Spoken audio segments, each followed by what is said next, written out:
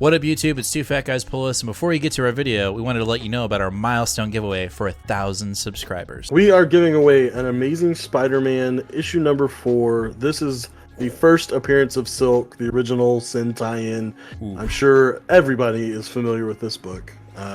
This is a CBCS 9.8. Oh, yeah. Yeah, so... Big boy. This book is much hotter than it was when we first bought it for the show. Yep, that's true. You insist on still giving it away, and I'm very happy to do it. You can tell that he is not. But anyway, we are giving this away when we hit 1,000 subscribers. Kick-ass, key issue, first appearance of Silk, is someone's going to win this book. So go ahead, hit that subscribe button, and let's get to the video, shall we? What up, YouTube? It's Two Fat Guys Pull Us, and we've got some exciting, breaking comic book news. Batman's new creative team, which I thought we just established. But anyway, Chip Zdarsky and Jimenez will introduce the hero's own Doomsday event in July in issue 125. Our boy, Chip Zdarsky, who we absolutely love his writing. We love his Daredevil run, his crossover writing events. All of it is amazing. And then on top of that, Jorge Jimenez is coming back as the Batman artist, which we liked the previous artist in Williamson's run, right? I think, but it just didn't have that. I don't know, like, right? I think Tiny Onion's run did really. I mean, I thought his stories were good, but the artwork from Jimenez just made it that much better. And to have him with Zdarsky, I think, is huge. Yes, and let's not forget that colors by Tomu Moret still happening as well. All of those really, really great colors that we've enjoyed that pair so well with the Jorge Jimenez stuff. Yeah, still there. But we've got some questions, so let's kind of dive into what Chip said when he got approached by DC. When DC approached me to write Batman, I immediately thought about things that could really challenge the character mentally, physically, and in terms of his relationship. Zdarsky told this to comicbook.com of his and Jimenez's first story arc, which introduces a villain named Failsafe. Failsafe is his Doomsday. When I started mapping out the story, I got really excited about where I could take this title. If that doesn't scream Batman dying, I don't know what does.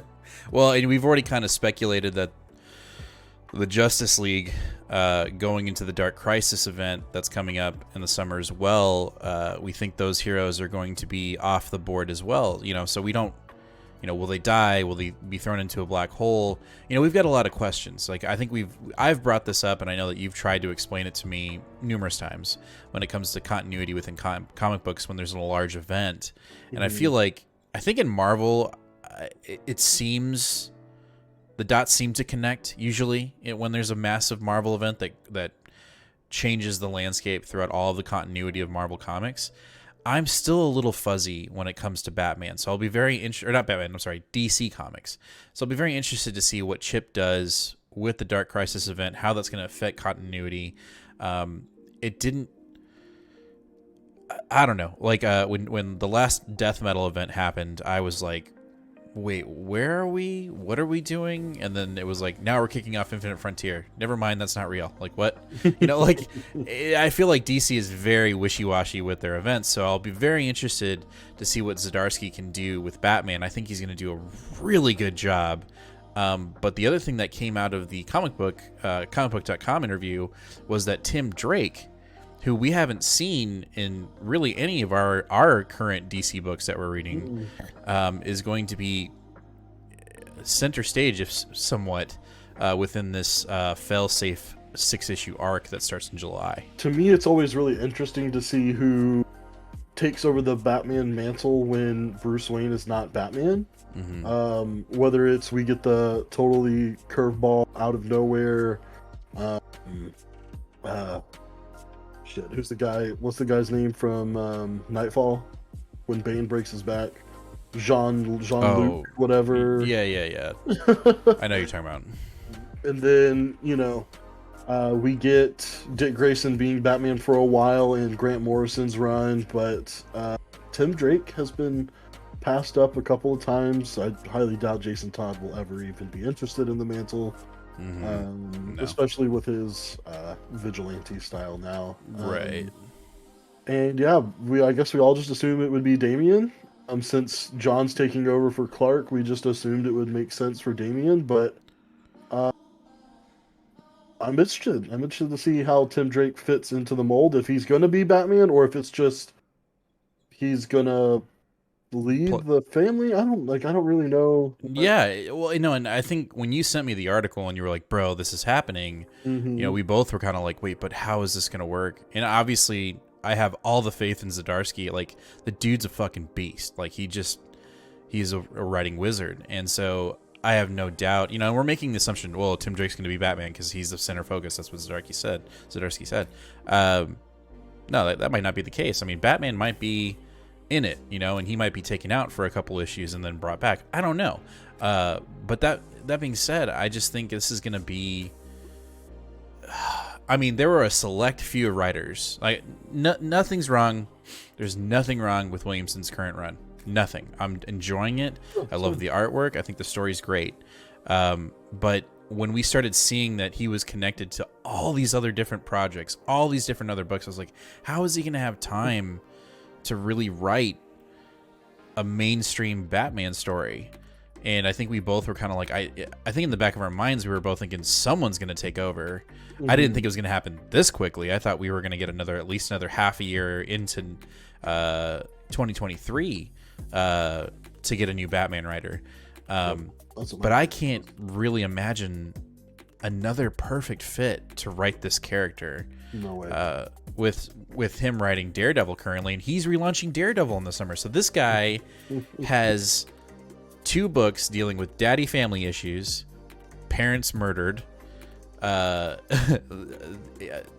creeping in the dark, using devil and the devil ears. Like, it's all there for the taking. I think we called this back a while, like when Onion was getting off, we were both like, Chip Zdarsky. Oh yeah, we did. We fan called this one for a while just because we wanted it, not because we had any actual notion. But man, this is one that we've been really wanting. Just like we've been screaming for Donnie on Spider-Man, and we're gonna keep doing that. But yeah, this is exciting. I really, really hope this isn't just a 6-issue get me over. Oh my God. Through the end of the year, because this comes out in July, right? So it's 6 issues. We've got July, August, September, October, November, and December. This gets us through 2022. So we know what Batman is doing for the rest of the year as far as who's writing Batman. But I really, really hope this isn't just a get me over until they figure out a long-term plan. I mean, well, how long is Dark Crisis? It's literally running concurrently with yeah, crap, dude. Are we doing detect? Are we being Batman right now? Are we literally just solving the case? Well, and you also got to go off of what little he can say right now. Obviously, you don't want to tell people straight up. You're not going to tell them, oh, well, I'm only going to be here for 6 issues, because then people will be like, fuck it, I'm not even going to worry about it. Yeah. He has long-term plans, but how many times have we heard that before, and then we see it die before 12 issues? So right. Like, well, what are long-term plans in comics nowadays? Let's kind of expand on that. So if he actually does have long-term plans and is going to go past 6 issues or however many, hopefully we get a Tiny Onion length, if not further length arc from Zdarsky. The question I pose to you is, do you want more new characters, new villains, and new characters from Zdarsky's brain, or do you want a mix mash of the gallery of villains from Batman in there, or do you want strictly after this failsafe arc to go straight into just classic Batman villains? I mean, and characters. I don't know. It's hard to say, because I think Chip does a pretty good job at utilizing existing characters and writing them in ways that are refreshing yet still true to their history. And so I think it would be really awesome if he did a combo of classic characters, but he really picked up some of these Tiny Onion characters that we loved so much. I mean, I think of all of the characters, I really truly think that he would do great with Miracle Molly. Like out of all of them, I think Miracle Molly is the one that he could do the best with.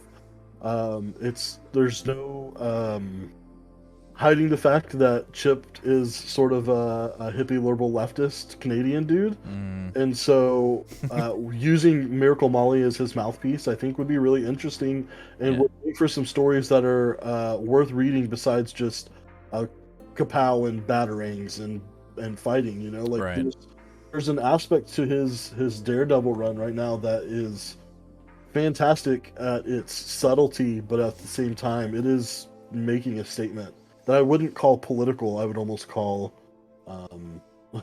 humanitarian. But no, I like that. I like that take. I definitely think, I hope Tiny Onion's characters get a little bit of a resurgence. Specifically, Miracle Molly, Ghost Hunter. I think they're. I think both of them deserve their own books, to be absolutely honest with you. I think they could carry them really well. And hopefully that can stem out of Zdarsky's run. Either way, I am beyond excited. When you sent this to me, I was like, oh my God. You know, today's been kind of dreary with the news today. And so, like, to get this piece of information in our hobby has been fun, and just kind of like imagining what we're really going to get. And then the cherry on top is to have Jimenez on the artwork. I've been missing this guy's work. You know, if you scroll down in this this article, we get, you know, some covers, we get some, you know, really cool covers, and I think we actually get a Jimenez. You know, it's just refreshing to see paneling from him again. Like, this looks amazing, and then, like you said, I cannot wait for it to get colored. It's just going to be dark and vibrant and colorful. I cannot wait. And again, I'm not trying to scrub the current run. I think the current run's great, but I think this is exactly what we need, and I'm just ready. I'm ready for it. Like, can it be July? Right. Yeah. I don't think that any other writer could have been announced on this book that would have made me more excited. So yeah, I agree. I think he's perfect for the job, especially with what he's currently writing. So, all right. Well, that's going to do it for the breaking comic book news, the fantastic, amazing comic book news. Let us know down in the comments. What do you think? Do you think Zdarsky's right for the job? I'm sure you'll say he is. But just let us know what you think. Are you going to be picking this up when it comes out in July? And let us know. Do you think Zdarsky's going to continue on past this 6-issue arc? Do you think he'll be here in for the long haul, or is he just trying to get us through the Dark Crisis event? As always, hit that subscribe button, hit that bell, give us a like. And as always, fam, read more comics, and we'll see you in the next one. Later.